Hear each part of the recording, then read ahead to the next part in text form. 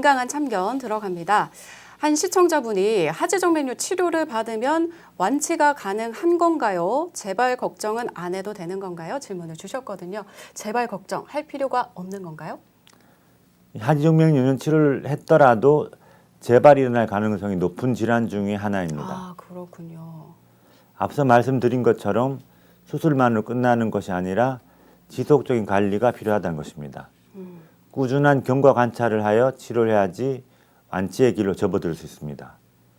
또한 본인 스스로도 건강한 다리를 위해서 꾸준히 노력하셔야 합니다. 네, 수술이 끝이 아니라 꾸준한 관리가 꼭 필요하다는 말씀 기억하도록 하겠습니다. 다음 질문이 있습니다. 하지정맥은 혈관과 밀접한 관계가 있죠. 혹시 평소에 혈압이 높은 사람들이 하지정맥이 더 잘 생기기도 하나요? 라는 질문입니다.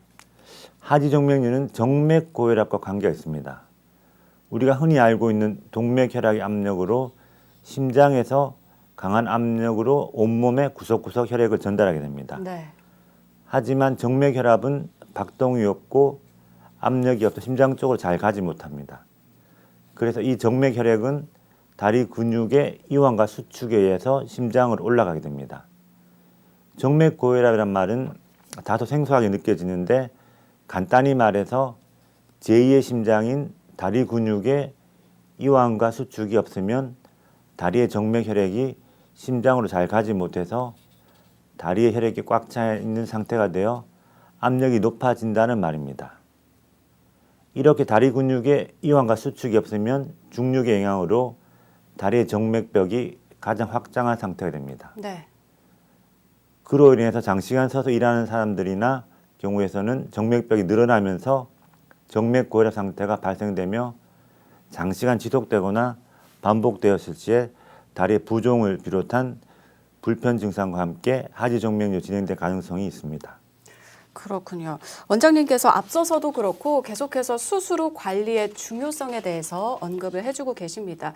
그럼 어떻게 관리를 해야 효과적으로 관리를 할 수 있나요? 네, 하지정맥 수술 후에 몇 가지 꼭 지켜주셔야 할 사항이 있습니다. 네. 수술 한 달 정도는 염증 발생의 위험이 있으니 음주를 삼가해 주시고 다리에 뜨거운 열이나 가해지는 사우나, 탕목욕, 찜질방, 반신욕 등의 활동은 피해 주셔야 합니다.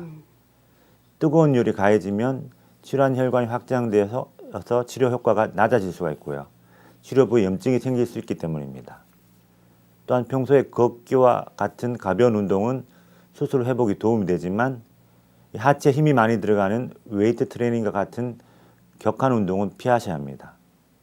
그리고 의료기관에 처방된 의료용 압박 스타킹을 신어주셔야 하는데요. 네. 이 의료용 압박 스타킹은 다리를 압박하여 통증을 줄여주고 치료 효과를 높여줍니다.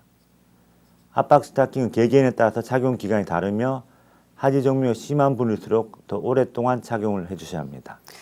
네, 이 하지정맥류 치료와 또 수술 후 관리법에 대해서 알아봤는데요. 사실 가장 좋은 방법은 아무래도 예방이겠죠, 원장님. 이 하지정맥류를 예방할 수 있는 방법은 어떤 것들이 있을까요?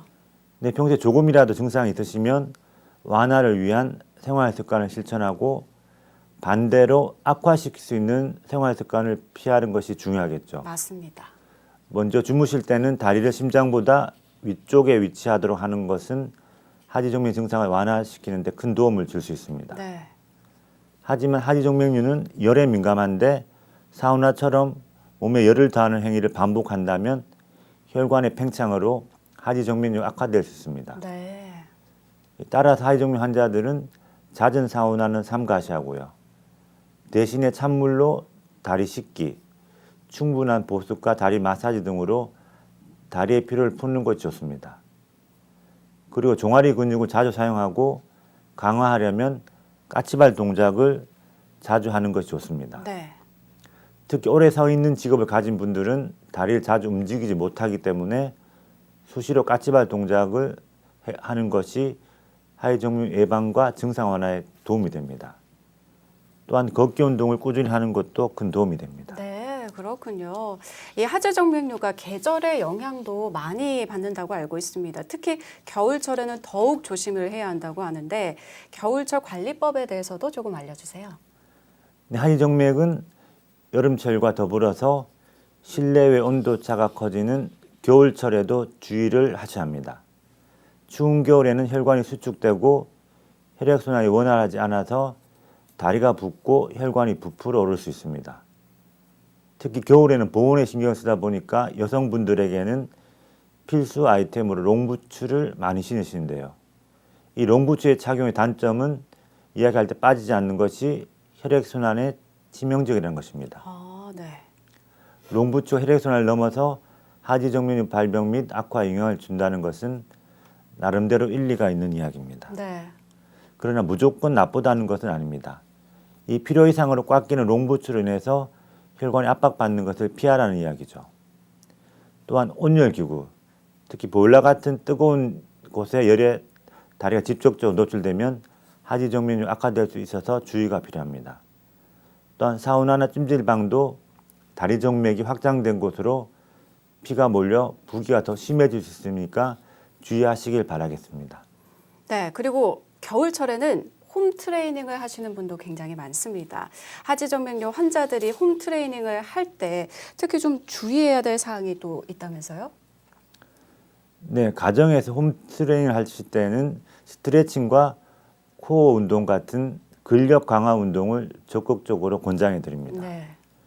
그렇지만 다만 울퉁불퉁한 혈관이 심하게 돌출된 경우라면 가벼운 스트레칭 정도만 시행하는 것이 좋습니다. 이 정맥순환 장애나 하지정맥류는 중력 영향을 많이 받을수록 그 증상이 악화되기 때문입니다. 또한 러닝머신을 이용한다면 가볍게 걷는 정도의 운동을 10분 내로 하는 것이 가장 좋습니다. 네, 그렇군요. 오늘 하지정맥류에 대해서 닥터정맥 의원 이동규 원장님과 함께 이야기 나눠봤습니다. 원장님 좋은 정보 감사합니다. 네, 감사합니다. 이제 하지정맥류는 어르신들뿐만 아니라 전 연령층에서 발생할 수 있는 질환이 됐습니다. 그냥 넘어갈 수 있는 질병이라고 생각하기 쉽지만 한 번 생긴 정맥류는 사실 저절로 낫지는 않는 질환입니다. 발생하기 전에 미리 예방하거나 또는 더 심해지지 않도록 건강한 생활 습관 가지시기 바랍니다. JGN 건강 플러스 여기서 마치겠습니다. 오늘 함께해 주신 여러분 고맙습니다.